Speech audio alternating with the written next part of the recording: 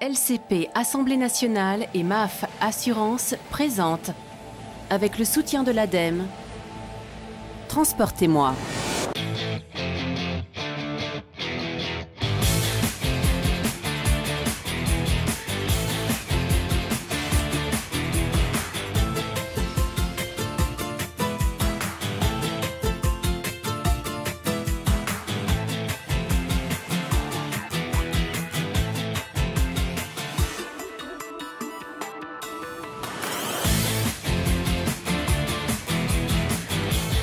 Avions, bateaux, trains, automobiles.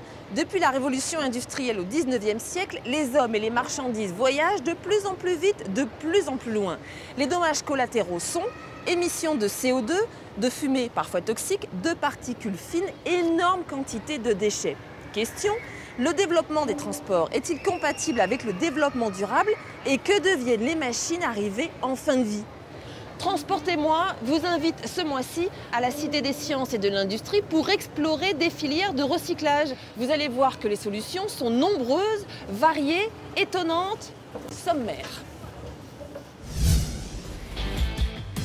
Dans les 20 prochaines années, 7000 avions de ligne devront partir à la casse. Pour optimiser le recyclage de ces avions, Airbus travaille sur la déconstruction de ces appareils dès leur conception. Je roule avec vos déchets. À Lille, dans la plus grande usine de méthanisation d'Europe, on recycle les déchets verts de toute la métropole pour faire rouler les bus. La dépollution nautique, une filière en pleine expansion. Plusieurs centaines de cargos arrivent en fin de vie à travers le monde. En France, on compte plus de 20 000 bateaux de plaisance à recycler. Après 50 ans de conquête spatiale, plus de 1250 satellites tournent en permanence autour de la Terre, mais rien n'a été prévu pour leur recyclage. L'espace est devenu une véritable poubelle. Le spationaute Jean-Pierre Ignoré est l'invité de cette émission. Il a passé plus de 200 jours en orbite autour de la Terre. Il nous dira qu'il y a urgence à intervenir. Aujourd'hui, pour qu'une voiture soit qualifiée de verte ou propre, il faut non seulement qu'elle émette un minimum de gaz à effet de serre pendant qu'elle roule, il faut aussi que son impact sur l'environnement soit limité pendant tout le cycle de sa vie, depuis sa conception jusqu'à sa destruction. Que se passe-t-il en fin de vie? Eh bien, on commence par récupérer et isoler les fluides, la plupart étant toxiques. Puis l'automobile est démantelée. Les pièces détachées sont triées, d'un côté les pièces métalliques, de l'autre les pièces plastiques, les tissus, etc., etc. Les plastiques, par exemple, sont de nouveau fondus, moulés, pour former de nouvelles pièces plastiques qui équiperont de nouvelles voitures. Et c'est ainsi que 95% de la masse d'une voiture sont valorisées. Dans le domaine des bateaux, en revanche, la filière recyclage est balbutiante. Il faut dire que l'enjeu est de taille, les masses à traiter sont colossales et la quantité de matériaux toxiques très importante. Regardez ces images, c'est spectaculaire.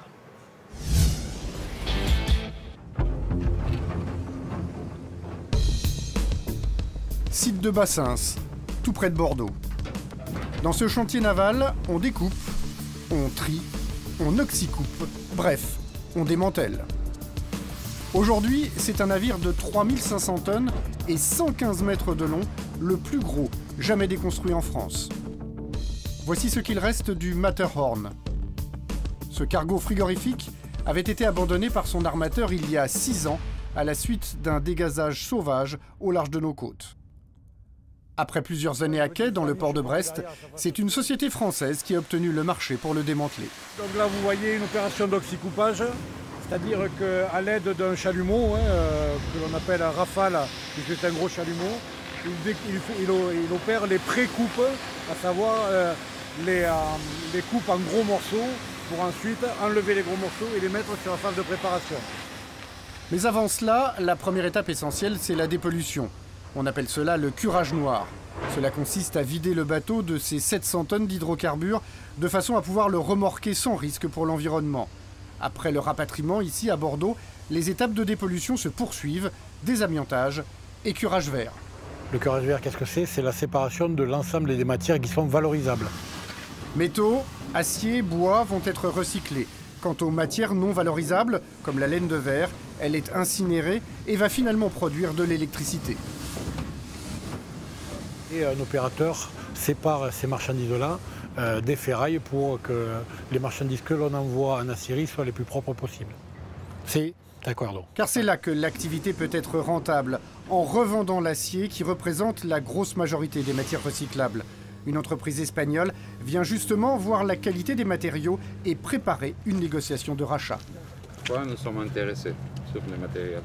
Ces ferrailles seront ensuite fondues et réutilisées pour l'industrie du BTP, treillis soudés, charpente métallique ou rails de chemin de fer. Au total, près de 90% de la masse du cargo sera ainsi valorisée. Malgré tout, l'opération est tout juste rentable et reste une exception en France sur un aussi gros navire. Alors aujourd'hui, la difficulté que nous avons en France, qui est à la fois une difficulté et aussi un avantage, c'est que nous devons respecter de façon draconienne les normes environnementales et sécuritaires. Donc nous avons des instances pour ça qui nous aident, type DREAL, type inspection du travail. Les normes sur le désamiantage en France sont beaucoup plus drastiques que dans d'autres pays, comme l'Angleterre par exemple. Et donc nous nous retrouvons avec, sur des bateaux, on va dire bourrés d'amiante, on va se retrouver avec des deltas financiers absolument colossaux et qui vont potentiellement nous empêcher d'être compétitifs. Alors qu'au final, la norme française est la bonne norme parce qu'on est sur la sécurité environnementale et la sécurité des salariés, donc il n'est pas question d'assouplir cette règle-là, mais plutôt de la durcir sur tous les autres pays européens et bien évidemment de la planète. Le marché de la déconstruction navale est colossal, mais il a besoin d'être régulé au niveau international si l'on veut favoriser les entreprises respectant les normes environnementales. Des normes qui entrent en ligne de compte également pour la navigation de plaisance. Nous sommes à Quincieux, dans la banlieue lyonnaise. 20 000 bateaux arrivent chaque année en fin de vie. Abandonnés par leurs propriétaires, les épaves s'entassent au fil de l'eau. Cette société de dépollution nautique en a fait sa spécialité. La première étape de la déconstruction est la même que pour les cargos. On retire le moteur, les batteries et tous les fluides polluants. Puis on trie les différentes matières. C'est vraiment du travail de fourmi, là? Ah, exactement, oui. Même le robinet, il peut être recyclé? Bien sûr. Une fois qu'on a la coque, eh bien, elle est effectivement soit découpée, soit réduite en tous les cas, par broyat, en menus morceaux. Le problème, ce sont les coques en résine plastique que l'on ne sait pas aujourd'hui recycler. Cela représente 10 000 tonnes de matériaux, une quantité insuffisante pour mettre en place une filière industrielle. Autre frein à la généralisation de la déconstruction, le coût qui va de 500 à plusieurs milliers d'euros par embarcation. Il faudrait presque une obligation d'assurance du bateau avec la prise en compte du démantèlement. Aujourd'hui, ce n'est pas obligatoire. Et ce n'est pas tout. La législation actuelle ne permet pas de déconstruire une épave dès lors qu'elle ne représente pas une menace environnementale. Autant de problèmes qui ont été abordés lors du Grenelle de la mer, mais qui sont, pour l'instant, restés lettres mortes.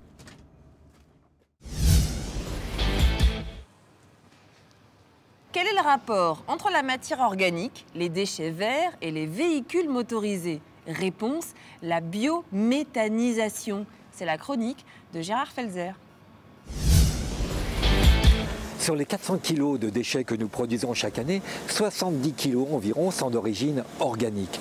Dans cette poubelle, nous avons les restes des déjeuners, des fleurs coupées, bref, tout ce qui est fermenticible. Nous allons voir maintenant comment récupérer cet or vert, c'est ce qu'on appelle la méthanisation.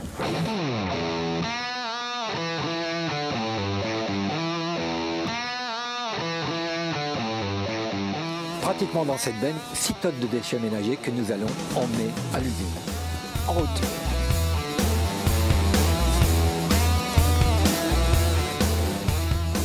Nous arrivons avec notre chargement dans l'usine de Séquedin. Et la première étape de cette transformation va être la pesée. Nous sommes sur la bascule.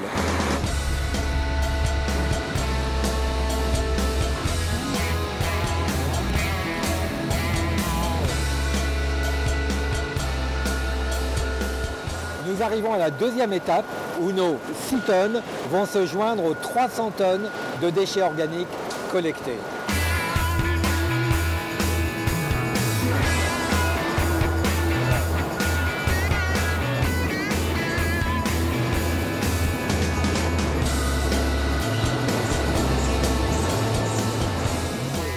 La troisième étape consiste à broyer les déchets, ensuite ils sont triés. Les plus gros pour le compostage et les plus fins pour la méthanisation.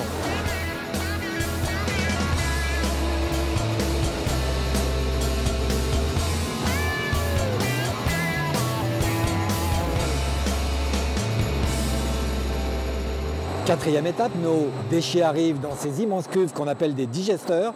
Ces déchets sont stockés pendant 21 jours à la température de 57 degrés pour fabriquer enfin notre biogaz. Dernière étape, le gaz arrive du digesteur après avoir été purifié. Il est distribué dans le réseau national de gaz et dans le réseau local pour alimenter les bus et les camions-bennes. Selon l'ADEME, en 2050, 45% de l'énergie consacrée au transport viendra du GNV, le gaz naturel pour véhicules.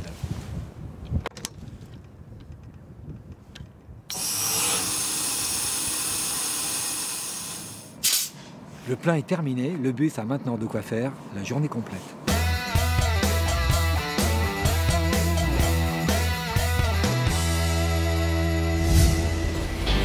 Après la mer, direction le ciel. Chacun de ces points symbolise un avion en vol. Chaque seconde dans le monde, un avion atterrit tandis qu'un autre décolle. En 24 heures, on compte 20 000 avions de ligne qui effectuent 80 000 vols reliant 14 000 aéroports. A-t-on besoin d'infrastructures supplémentaires? Aujourd'hui en France, la polémique gronde à propos du futur aéroport Notre-Dame-des-Landes en région nantaise. Pour ou contre, la parole est aux députés.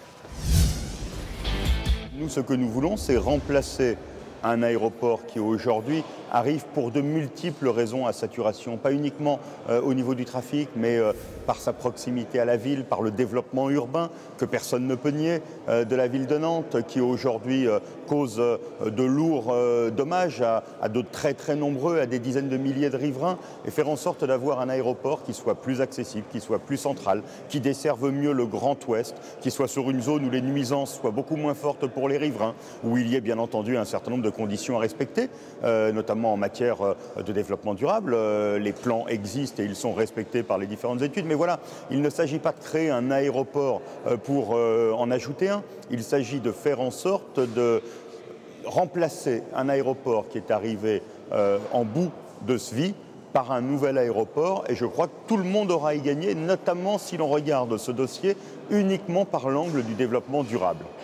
Moi, je ne vois pas l'intérêt de construire un nouvel aéroport pour Nantes. Je suis un Nantais de naissance depuis très longtemps. Nous avons un aéroport qui fonctionne bien, qui nous permet d'être reliés à l'Europe entière, voire au-delà. Et aujourd'hui, en période à la fois de crise économique, de crise budgétaire, je ne vois pas comment on peut justifier de mettre de l'argent public dans un nouvel aéroport alors que nous en avons déjà un qui fonctionne. Et par ailleurs, cela pose de nombreux problèmes écologiques, à la fois parce que cela vient complètement percuter les engagements de la France contre les émissions de gaz à effet de serre. Le transport aérien est la première cause d'augmentation des émissions de gaz à effet de serre. On va utiliser des terres agricoles qui produisent, qui sont productives aujourd'hui et qui ont un intérêt écologique majeur, qui ont aussi un intérêt au regard de la loi sur l'eau, donc de la réserve en eau, de la biodiversité. Autant d'arguments qui me font penser, tant du point de vue écologique que du point de vue économique, que ce n'est pas un bon projet et qu'on peut très bien faire avec les infrastructures que nous avons. Quand on est aujourd'hui face à des dizaines de milliers de personnes qui subissent tous les jours des nuisances, la question du trafic importe peu, même si, pour répondre très précisément à votre question, oui, il va y avoir évolution du trafic. Oui, il y a dans les perspectives des prochaines années, notamment dans tout ce qui est l'aviation de loisirs, tout ce qui est dans une région où nous avons un développement, un potentiel de développement très fort encore. Oui, je crois qu'il y a des études qui montrent, et j'en suis pour ma part convaincu, qu'il y aura le trafic nécessaire. Je ne crois pas du tout, personnellement, que notre région, la Bretagne, la côte atlantique, se développe grâce à ce type d'infrastructure. Elle n'a pas besoin d'un nouvel aéroport qui d'ailleurs ne créerait pas comme par miracle des liaisons avec New York ou Shanghai. Ça ne se passe pas comme ça, ni dans le développement économique, ni dans le transport aérien. De toute façon, pour les liaisons intercontinentales, il faudra continuer à aller à Paris. Lyon a essayé avant nous d'avoir des Lyon-New York, ça n'a pas marché.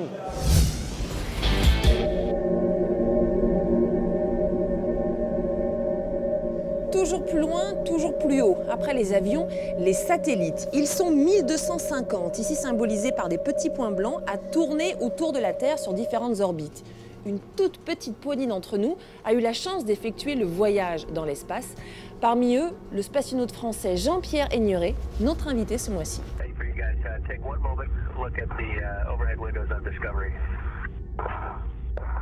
Jean-Pierre, on est très content que vous ayez accepté notre invitation dans Transport Témoin.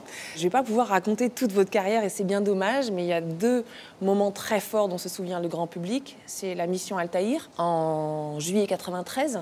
Vous passez 3 semaines dans l'espace. C'est une courte visite. Là. Courte par rapport à la suivante, la mission Perseus. Là, on est en 99 et là, vous passez 6 mois. Voilà. À bord de la station Mir. Alors, il y a quand même le ressenti humain. Je vous pose juste cette petite question parce que forcément, ça fait rêver. Ce paysage-là, ça veut dire que vous l'avez vu pendant 6 mois. Oui, 6 mois et puis 3 semaines. Et 3 semaines la première fois. Est-ce que les souvenirs, les sensations restent très précis? Quand vous voyez la Terre depuis l'espace, il y a 3 sensations très importantes que vous recevez. La première, c'est l'isolement. La Terre... Ces couleurs, exactement ces couleurs, on la voit de plus près, mais tout le fond, tout est noir, le noir absolu qui est le symbole même de la négation, du rien. La deuxième sensation, c'était la finitude. C'est-à-dire que là, pour le coup, on voit la courbure, on voit bien la courbure de la Terre. On en fait le tour en 93 minutes. Et là, on vient de passer au-dessus de l'Amazone, entre mes 2 vols. J'ai pu voir, puisqu'on voit de ses propres yeux, dans les forêts d'Amazon, les déforestations. J'ai vu en 6 ans l'évolution incroyable des déforestations et surtout on voit ce que représentent ces déforestations par rapport à l'ensemble du massif amazonien. Et on voit que ça n'est absolument pas négligeable. Et 3e aspect, la fragilité. Quand on voit tout au-dessus de la Terre la couche bleue de l'atmosphère, qui protège les ultraviolets en particulier, ouais. Elle est, quand vous comparez la Terre à un œuf en échelle, cette atmosphère est de la taille de la coquille, elle est plus basse que la coquille. Et donc on se dit que cette Terre est quelque chose de fragile, de fini et qu'il faut absolument protéger. Et qu'il faut en prendre soin. On va voir maintenant dans le reportage suivant que la préoccupation environnementale existe dans le monde des avionneurs. Dès le stade de la construction, il y a environ 7000 avions qui doivent partir à la casse dans les 20 prochaines années, soit parce qu'ils arrivent en fin de vie tout simplement, soit parce qu'ils ne correspondent plus aux normes environnementales. On regarde et on se retrouve juste après. Merci. Dans le ciel de Toulouse, on ne peut pas les manquer. Les bâtiments Airbus sont impressionnants. Dans ce hangar, on pourrait faire facilement entrer 10 cathédrales. Il faut dire que c'est ici qu'on assemble le plus gros avion de transport civil au monde, l'A380. Alors l'avion, il est dans un carcan de plateforme, d'outillage entre ces 2 structures qui sont très imposantes. L'A380, un concentré de technologie et d'innovation, et pourtant, surprise, cet avion ultramoderne est en partie fabriqué à partir de produits recyclés.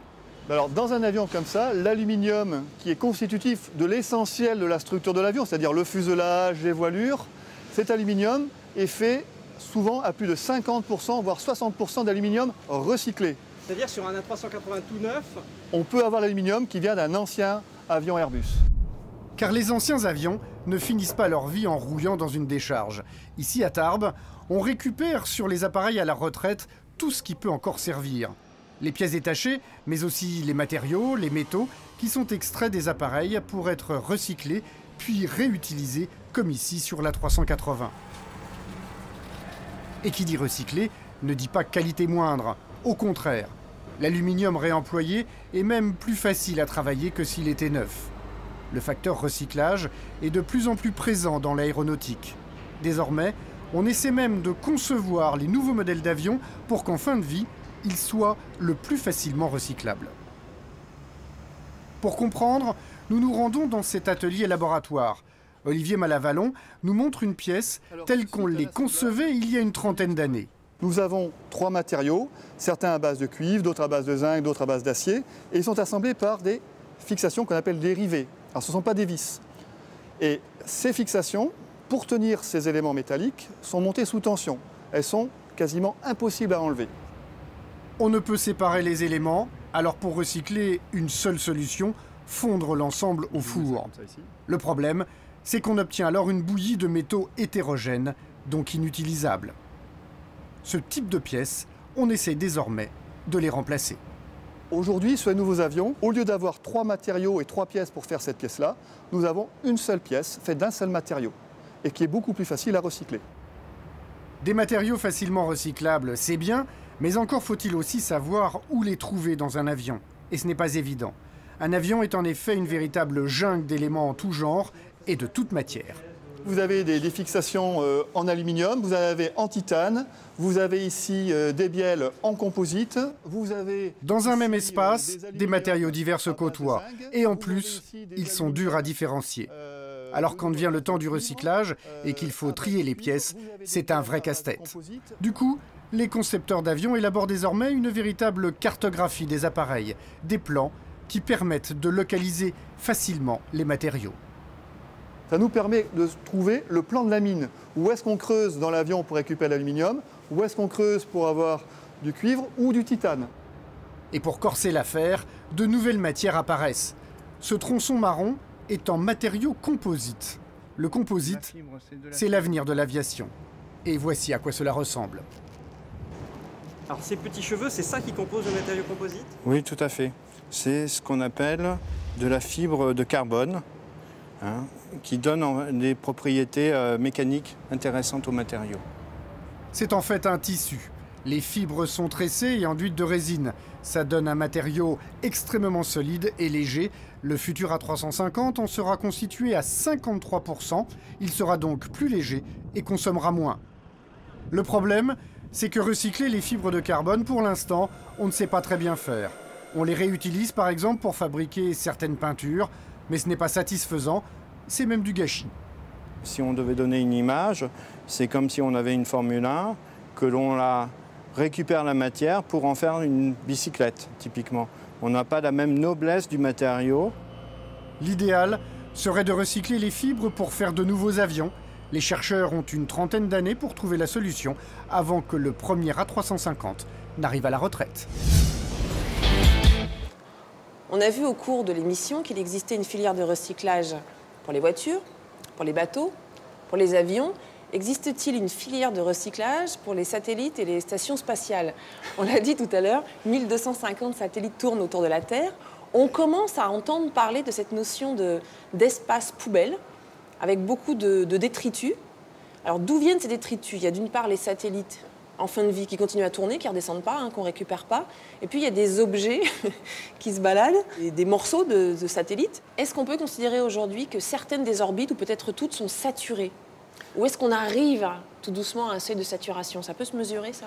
Aujourd'hui, au total, on estime qu'il y a 35 millions de débris, c'est-à-dire de satellites non opérationnels, de toute taille, de 0,1 mm à plus de 10 cm qui sont autour de la Terre. Et on en est arrivé à un seuil où il y a des risques forts de collision. Ce n'est pas seulement d'ailleurs des risques, puisque dans la fin des années 90, on a eu des exemples de collisions, satellites cerises français et un satellite Iridium qui ont été détruits par des collisions frontales. Il faut comprendre que même quelques grammes, aux vitesses qui sont pratiquées par ces objets, c'est comme une boule de pétanque à 100 km/h. Ouais, c'est ça. Dans une structure qui est en aluminium, extrêmement légère, donc au-delà de 10 cm, de toute façon, c'est un risque catastrophique, et avec le danger de réaction en chaîne, puisque chacune de ces collisions crée encore plus de débris, et comme on était déjà au seuil critique, eh bien, on peut arriver à une situation complètement incontrôlable.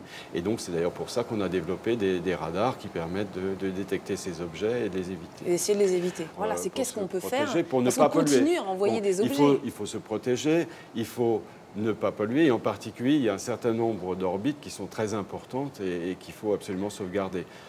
L'orbite la plus évidente, c'est celle des satellites de télécommunication. C'est ce qu'on appelle l'orbite géostationnaire. Elle est autour de l'équateur à 35 000 km.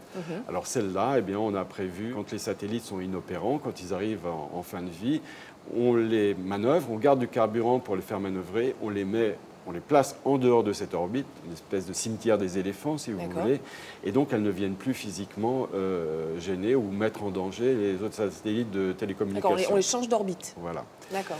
Et donc, il y a des pratiques déjà qui sont mises en œuvre en Europe depuis 15-20 ans et qui font l'objet de discussions, de traités internationaux, parce que chacun est conscient du rôle que joue l'espace dans notre vie, pour l'économie, pour les télécommunications, etc.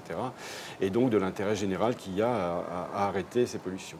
On n'en est pas encore à réellement dépolluer, c'est-à-dire qu'on n'en est pas encore à aller chercher les technologies les qui sont détritus. accessibles aujourd'hui, c'est d'arrêter de polluer. C'est d'arrêter de polluer, mais on n'en est pas encore à récupérer un satellite qui sera arrivé en fin de vie. Il y a quelques théoriciens, ingénieurs, voire scientifiques, qui développent des projets d'aller chercher des satellites qui vont faire... Les éboueurs de l'espace. Oui, les éboueurs de l'espace, mais ça, on en est encore vraiment loin. à l'utopie. D'accord. Ça coûterait des fortunes et tous ces objets, en plus, sont sur des orbites complètement différentes.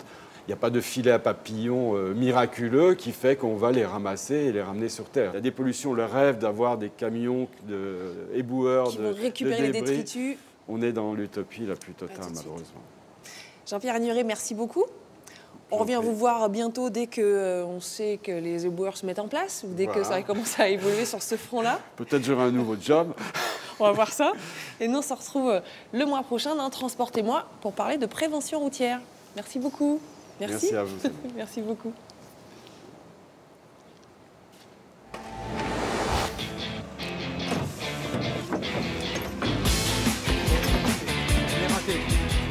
Vous allez voir que les solutions sont diverses, variées. Diverses et variées, c'est dire pareil.